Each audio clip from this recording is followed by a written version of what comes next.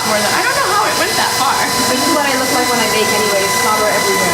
Like just all over the room and like, yeah, I always like will go like this.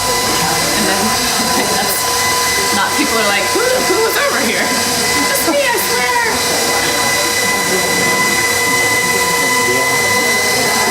What number do you have your setting?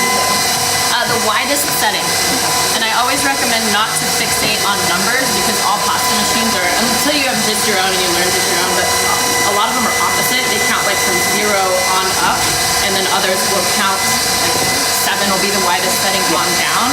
So I always just say go from the widest setting down to about the 3rd or 4th thinnest setting, depending on what kind of noodle you want to make. So this is going to act as my base sheet that I'm going to put all the strips of color on. And so you see that I'm folding it. Hopefully you can see that I'm folding it onto itself. That folding is called lamination. And the reason that does anybody know why you laminate pasta dough? If you can actually do. Why do you laminate pasta dough? Come on, you're Italian. Nope. Share your wisdom. For fun though, but not pasta. To build strength in it, so that really nice al dente quality that you're looking for in pasta, so it's not mushy and mealy, that is achieved by the process of lamination. So typically you would laminate 3 times, meaning that fold onto itself 3 times.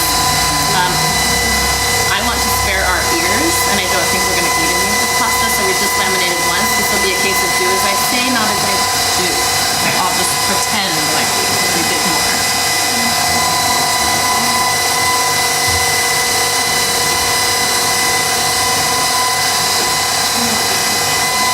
A lot of times people who have made pasta at home before, but have maybe not met with success, one of the biggest reasons why is because their texture of their dough is off a little bit. It's not as easy to work with. So if you want to get a good indication of what pasta dough should feel like, you are welcome to come up and squeeze my balls. They are right here. I mean, I don't know that there's a better way to say that. If there is, if you guys have a more PG version, you can let me know after. But see, touch them. They're like little stress squeezers. So now I'm just cutting, or I'm just making these colorful sheets as wide as this, so that when I cut them into strips, I'll be able to lay them all the way across. If anybody knows how to juggle, you guys are welcome to also juggle the balls. I feel like that's something I need to add to my skill set in 2019. It's very hard as an adult to learn juggling though. Do you juggle? No, I've been thinking about it. I can't get past I use it all the time. I always like, if there's a manual way to do something or more manual way to do it, I like it. So I'm just gonna run along here, holding this at about a 45-degree angle, and let's see, going right along there and cutting strips that I will ultimately lay across my base sheet. Okay, so ultimately with these strips, I'm going to have some scraps. With the scraps, I like to wad them all up into a ball together. I never waste them. I always use everything. I think I'm gonna have to move the people in the blue down here because those are way too far away. Which it's too bad because then we ruin our rainbow. And I re-roll the scraps together, put them in a ball, put them in cling film, and then later turn that into like a big sort of marbled rainbow sheet of pasta that looks really, really neat and is just completely custom. You know, there's no way you could ever replicate it really because it's whatever randomly happened color-wise.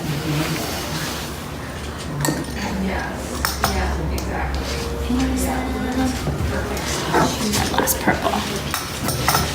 Okay, can you see this in the mirror? This one? Okay, good.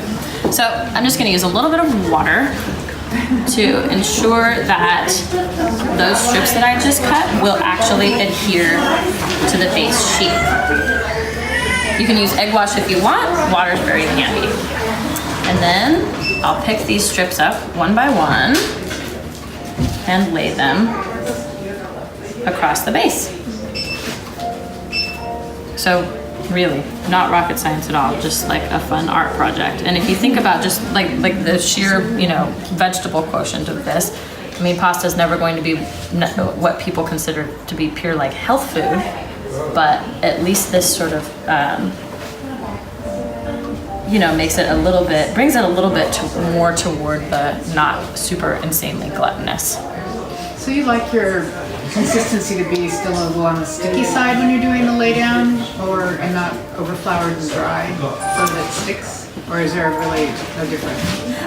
It's better if it's not overfloured and dry because it looks prettier, and I mean, you don't want it so sticky that they stick together on the board.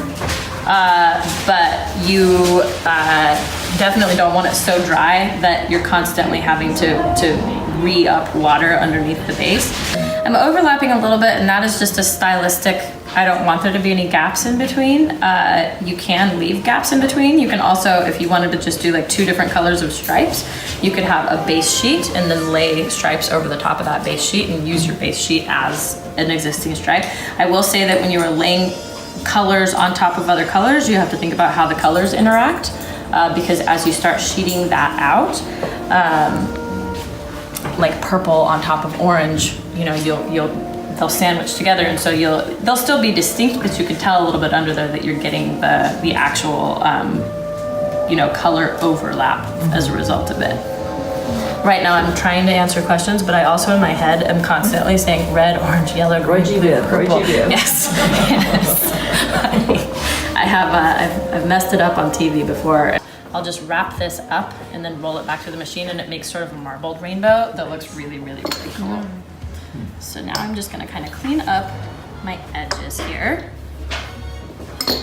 and put this back into, because we do want to resheet this afterward, because I don't think there's enough food here, so hopefully they will let us. And we're gonna go back through the pasta machine. So at this point, if you are doing this at home, a couple of little tips that will help you. Press with your hands to make sure all the strips are actually affixed, and then double press, also using your pin for the same reason. They can not stick, and then you'll wind up with kind of like a gap in your color. And then feel across it and make sure that nothing is too watery or too sticky. If it's too sticky, it can potentially get caught in the pasta machine and tear your pasta. And I always go on the underside and give it just a little bit more flour. All right, so this is when more magic happens. So back to the widest setting. This is something that people always forget. And if you put this through on a thin setting right now, it's double thick, it will tear and all of that hard work will be lost. So we're gonna make absolutely sure they're on the widest setting. And then back on with the loud screaming baby.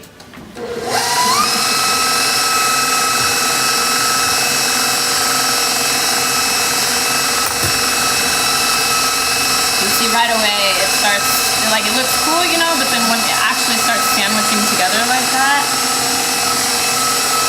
the real sort of rainbow comes out.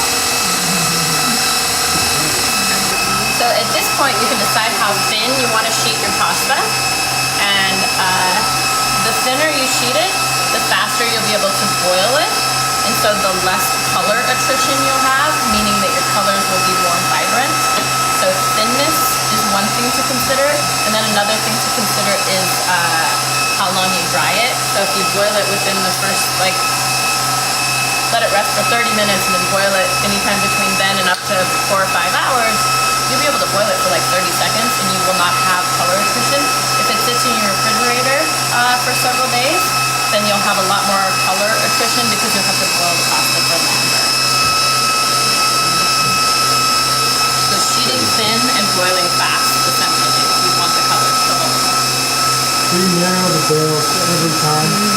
Every time I lower, yes, I go one increment down, never more than one. There are caveats, but a good rule of thumb is never to skip more than one step. I actually think one thinner, and then I think we're good.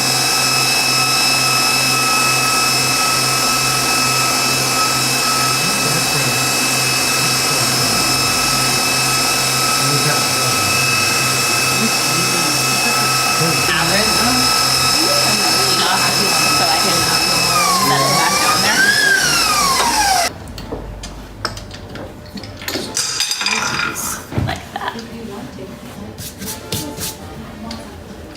This is always the sad part. I like to like prolong this because I think it looks so nice here and I don't want to hack it up into tiny little pieces, but we're going to. We'll enjoy it for a moment first.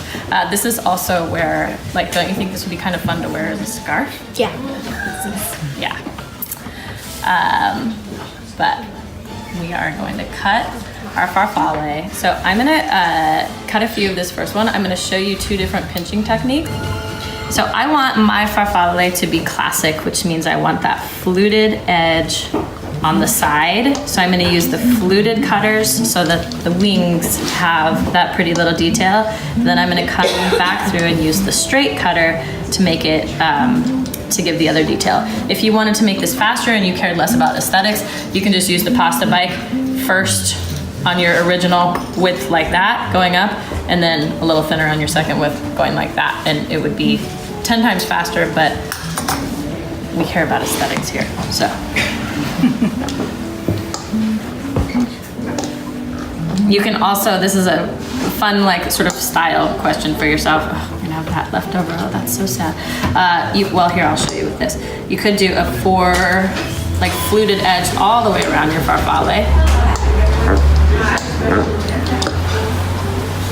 And that would just look like that if you did all sides of the, with that. But we're gonna go more traditional and cut our straight sides along here. Okay. So now I'm gonna reserve this one so I can hand those out there for you guys to play with. I will show you the two different pinch techniques. So we have our squares. Can you see them? Mm-hmm. Okay. One of them is a one-step approach and one of them is a two-step approach. And anyone who's going to come up here, pay attention because I will judge your pinching based on. I'm going to show you the two-step approach first. Both of them involve the same three fingers and the same three positions. There's just two different ways to do it. So with the first two-step approach, you place your, what is this finger called? Index finger. I don't know. You say it again. Pointer? You are correct, and you are the way of the future. If you are my age and up, we all learned this as the index finger. Do you know what an index is? No. The reason that this finger name has changed to pointer finger is because we no longer have indices. And so when you're pasta making, you discuss this finger quite a bit. So in my book, I think there are like 75 instances of index finger. So the copy editor went through, changed every single one of them to pointer finger, and then wrote in like the track changes, "How old are you?" Thanks. So now I try to remember to call it the pointer finger. Yes. So the thumb and the pointer finger for the two-step approach start the thumb in the back middle and the pointer finger in the direct middle, and you come toward the pointer finger with the thumb like that. Then you put the middle finger in the top middle and simultaneously both come toward the center and remove your pointer finger as you're doing that. That is the two-step approach. I expect all of the farfalle that you guys pinched to look, this is like almost a reject. So this and better, okay? And then the one-step approach, all three fingers are in the same places, but they start in those places. So center, top, middle, and bottom middle, and then just in one fell swoop, you do the pinch. And I found about like 50-50 divided who prefers one pinch technique over the other. So we want to get a picture of these at the end because the colors came out really nice today. So I'm serious, you guys, don't F up the pinching.